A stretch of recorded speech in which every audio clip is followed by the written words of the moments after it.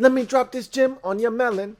Open your mind, let your conscience be free. You're now rolling with your man, Louie T double E. Let me open you up. Just thinking a little bit.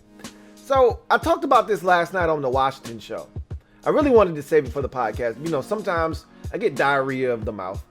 Start talking about something, I really want to save it, and then, oh, what the hell, and I just talk about it anyway. So, it's one of those situations happened last night. Someone asked a question, and I responded, and then I think I said too much, and then I just kept going, and I was like, to hell with it. Just talk about it again tomorrow. Who gives a shit? But I wanted to expound upon something that I wanted to bring to you guys' attention on the podcast. And that's what this lowered cap, reduced cap season could signify for the players. You know, I saw an interesting tweet from one of the Arizona Cardinals running backs. Chase Edmonds. And I really, really like Chase Edmonds. And Chase Edmonds essentially said, hey, this reduced cap season in 2021 is going to be pretty damn interesting. You know, we could see some cap casualties of some players that wouldn't normally be cut loose, i.e. Von Miller. And you could see players deciding NBA style, hey, for this 1 year, why don't we form a super team?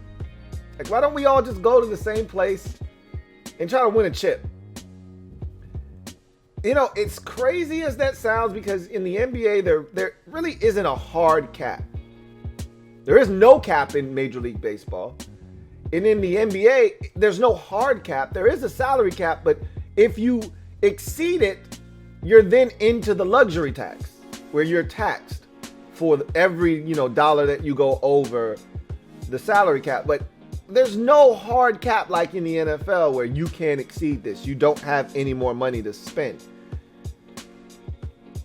But when you think about it, and I'm going to give you a scenario today. And again, this could be preposterous to some of you. And you're like, there's no way this is happening. And I agree with you. I don't think it's going to happen. But just what if for a second, okay? Turn your rational brains off and turn your hypothetical brains on. And for some of you, that's pretty damn hard to do. And I get it, because you like to deal with reality. So do I. However, this isn't so far-fetched that it can't happen. So hear me out. So what if the players use the 2021 season as a super team extravaganza? Okay? So the team I decided to select for this thing is a team that's not that far away, easily could have advanced to the AFC Championship, in the Cleveland Browns.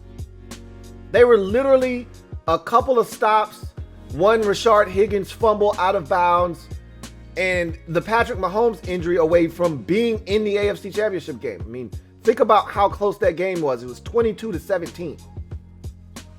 They almost came away winners in that game. What if J.J. Watt, who has expressed interest in Cleveland has expressed interest in J.J. Watt. They already have Myles Garrett. What if J.J. Watt said, hey, how about I call up Patrick Peterson, who's more likely than not going to be a free agent, and the Arizona Cardinals sound like they want him back, but they don't sound, they sound kind of non-committal, like they're trying to straddle both sides of the fence, like, hey, we want him back, just to appease the fans that are like, hey, we don't want Patrick Peterson going anywhere. Hey, we want him back, but we'll see. Doesn't sound really like the Cardinals are going to do everything in their power like they've done over the years with Larry Fitzgerald to have Patrick Peterson back. That's all I'm saying. So what if J.J. Watt calls up Patrick Peterson and says, hey, look, man, I know you want to win one bad. So do I. How about we go to Cleveland? And Patrick Peterson says, you know what, that's a damn good idea. And the Denver Broncos release Von Miller. And Patrick Peterson calls up Von Miller and says, hey, man, me and JJ are heading over to Cleveland. We're just doing this for 1 year.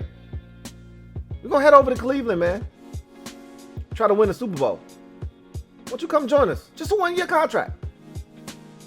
And he says, all right, I'll get back to you on that. And he decides he wants to go to Cleveland. Remember, Cleveland has $30 million of rollover cap from last season. So they've got plenty of cap space.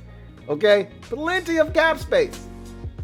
Not to mention the cap space that they have coming up with this year and the money that they'll get. They're plenty strapped for free agency. And a guy that's going to cost a little bit less than free agency, but still going to cost you a pretty penny, in Marvin Jones, wide receiver of the Detroit Lions, who's a free agent, and he's 31 years old. And he said, look, at this point in my career, I'm only concerned with one thing, and that's winning a Super Bowl. I don't really give a shit about anything else. So that tells you that he may be willing to take slightly less. And you know, when you form these super teams, somebody or somebodies have to be willing to take slightly less than they would in a normal situation. You have to sacrifice when you form a super team. Sometimes, at least. Not all the time. Anyway, Marvin Jones says, I want to win. He's made that abundantly clear. That's the number one thing on my radar when I sign this next deal, is I want a chance at a chip. Haven't had that in Cincinnati. Haven't had that in Detroit. I want that now. So what if he says, okay, I'll join those guys in Cleveland on a 1-year deal? Think about that. Marvin Jones. They're going to lose Rashard Higgins more likely than not. Who gives a shit if you're going to get Marvin Jones, right? On a 1-year deal. Odell Beckham Jr., if he comes back healthy and they don't decide to move him. Well, there's been a lot of speculation about that. Jarvis Landry, Marvin Jones, Nick Chubb, Kareem Hunt, all the tight ends that they have, Baker Mayfield, an offensive line that's one of the best in the league when it's healthy. And then you flip it over to the defensive side, and it's J.J. Watt, it's Von Miller, it's Myles Garrett, it's Patrick Peterson. You see what I'm doing here? And if all these guys go, you know they're going to be one or two more guys that decide to jump on the train, sign a 1-year deal, minimal impact to the salary cap. And again, these guys that I'm mentioning, Peterson and Miller and Watt, they've all got shit ton of money. Like, they're not hurting in the money department. At this point, everyone that I just mentioned, with the exception of Von Miller, already has doesn't have a Super Bowl. So they're chasing after that elusive Lombardi. They'll be willing to take slightly less. And it's just for 1 year. If they go out and they ball and they do achieve that ultimate goal of winning the Super Bowl, they can all go on their merry ways and sign, their final contracts of their career, a 2-3 year deal, and then you see where it goes from there. If J.J. Watt goes to Cleveland and he's playing, you can't double everybody. If Von Miller, J.J. Watt, and Myles Garrett is on the same defensive line, can't double everybody. And Watt explodes for 15 and a half sacks. Myles Garrett gets 17 and Von Miller gets 11. I mean, it sounds crazy. I know. Trust me. When I was writing this, I was like, this is stupid. But hear me out. They're going to get contracts after this year if they do that. Patrick Peterson has 4 interceptions. They're all going to get another contract. This 1 year isn't going to kill them in that department. Could we see something like this? The Browns have the means to do something like this. If those guys were interested, they could sign a bevy of 1-year deals. It's not going to kill them. Allocate some of that money right up front in guaranteed dollars and make the base salary really, really low for 1 year. They could work this. They've got plenty of cap space to re-sign the guys that they want to re-sign. They got some free agents that they want to hold on to long term. They can still do that and do this as well. That's some NBA shit. I know. Doesn't happen in the NFL. The salary cap doesn't allow it to take place.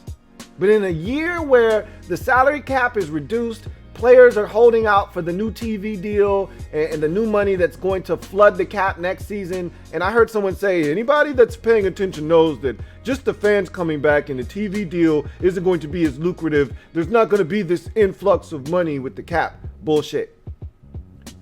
NFL is still king.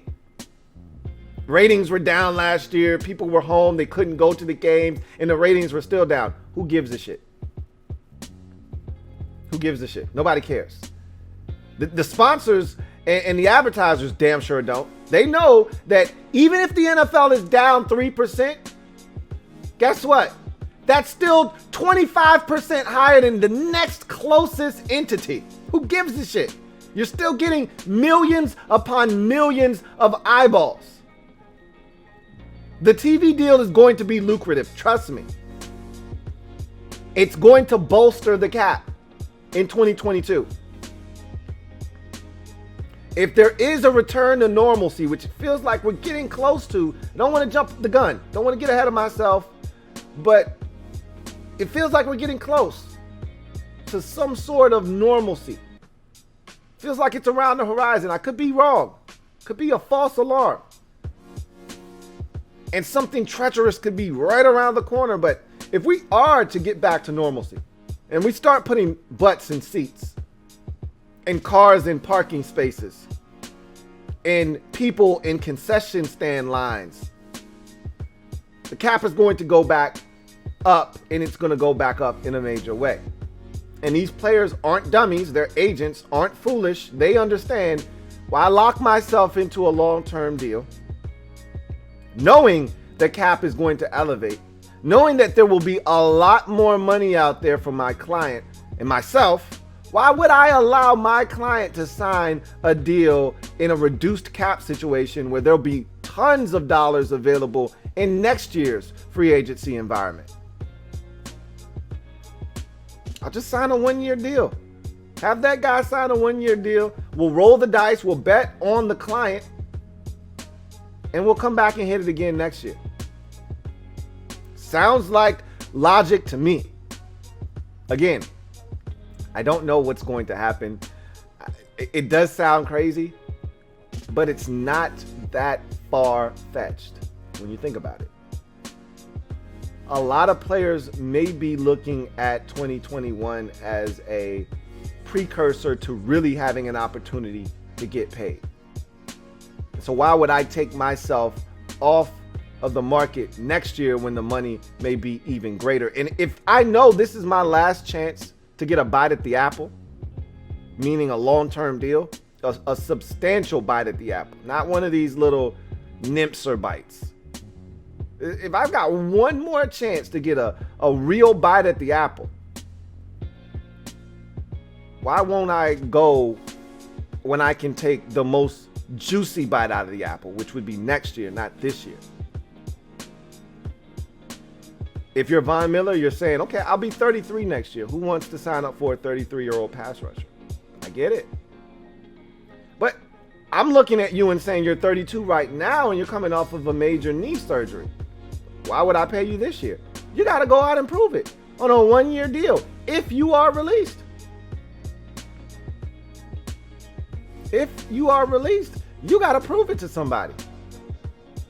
Might as well do it on a one-year deal in Cleveland with J.J. Watt, with Myles Garrett, with Patrick Peterson, with Nick Chubb, with Kareem Hunt, with Odell Beckham Jr., with Marvin Jones, with Baker Mayfield. Might as well do it with those guys, Jarvis Landry.